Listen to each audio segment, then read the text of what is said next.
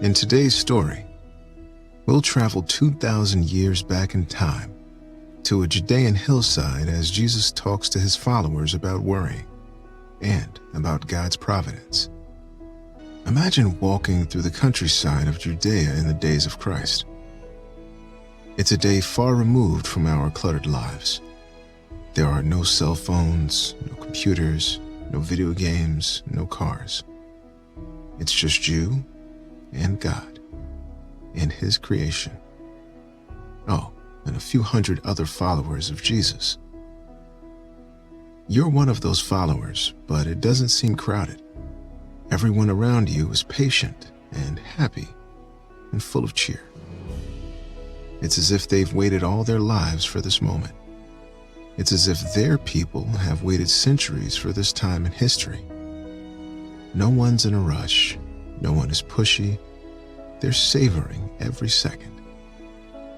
A mother and her young son are in front of you, laughing. The boy, he appears to be about 5, turns around and gives you an innocent wave. You smile back. Near them is a short, gray-haired elderly woman. She asks the question everyone else is thinking. Is he the Messiah? No one answers, but you've heard enough stories about Jesus healing the sick and giving sight to the blind that you've already formed your opinion. He claims to be God's son, and you believe it. At the head of the crowd is Jesus himself, surrounded by Peter, James, and John, and the other disciples. He's led his followers to an area near the Sea of Galilee. It's a beautiful day, and you're enjoying the walk.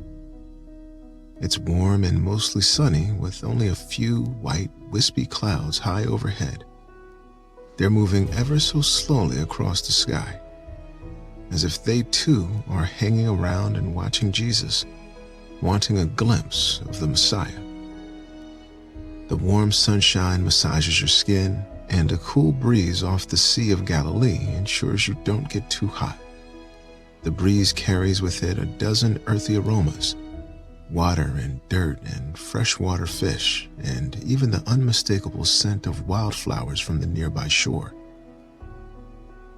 To your right, you spot 2 fishermen in a small sailboat, pulling their net up from the Sea of Galilee. They've caught perhaps a dozen fish today, and you watch as they carefully pluck each one from the webbing.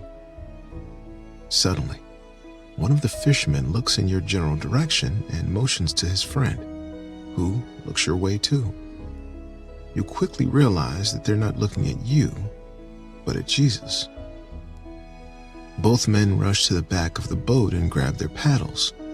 They hurriedly place them just under the surface of the water and begin rowing to shore. They're wanting to see Jesus, and if they hurry, they will. Up ahead on your path, you spot a squirrel, searching for food within the rocks. It's cleaning its face, oblivious to the crowd around it. You hear a joyful child's voice, commenting on the squirrel's bushy tail and furry ears. All of a sudden, the squirrel dashes away from you and toward the front of the crowd. Perhaps it's chasing an insect, or maybe it's just like those fishermen, and it wants to see Jesus too. A few minutes have passed, and Jesus has led everyone to a hill overlooking the Sea of Galilee. It's filled with large and small boulders alike, with green grass growing everywhere else. Please, gather around, he tells the crowd. He's sitting halfway up the hill on a large flat rock, underneath a tall juniper tree. The hill is spacious enough to give everyone plenty of room. Just as important, it's quiet enough so that anyone in the crowd can hear.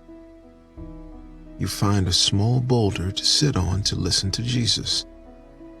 He's about 7 long steps directly in front of you, although the 12 disciples are the closest to Jesus. Peter is sitting on a rock to your right. He's laughing and talking to Andrew, his brother. Jesus is patient as everyone continues to find a place to sit. An older woman sits down to your left in an empty spot of green grass. She appears to be in her 60s and she begins chatting. Her husband, she tells you, is a farmer. Things have been tight lately during the drought. Her brow is filled with wrinkles. She looks anxious. "It hasn't rained in days," she says. "I'm worried." She asks you if you think Jesus is the Messiah. You smile at her and give an approving nod. A hush quickly falls over the crowd. Jesus is speaking. "Blessed are the poor in spirit," he says, "for theirs is the kingdom of heaven. Blessed are those who mourn, for they shall be comforted. Blessed are the meek, for they shall inherit the earth. Blessed are those who hunger and thirst for righteousness, for they shall be satisfied. Blessed are the merciful, for they shall receive mercy. Blessed are the pure in heart, for they shall see God. Blessed are the peacemakers, for they shall be called sons of God. Blessed are you when others revile you and persecute you, and utter all kinds of evil against you falsely on my account. Rejoice and be glad, for your reward is great in heaven. For so they persecuted the prophets who were before you. You are the salt of the earth. But if salt has lost its taste, how shall its saltiness be restored? It is no longer good for anything except to be thrown out and trampled under people's feet. You are the light of the world. A city set on a hill cannot be hidden. Nor do people light a lamp and put it under a basket, but on a stand, and it gives light to all in the house. In the same way, let your light shine before others, so that they may see your good works and give glory to your Father who is in heaven.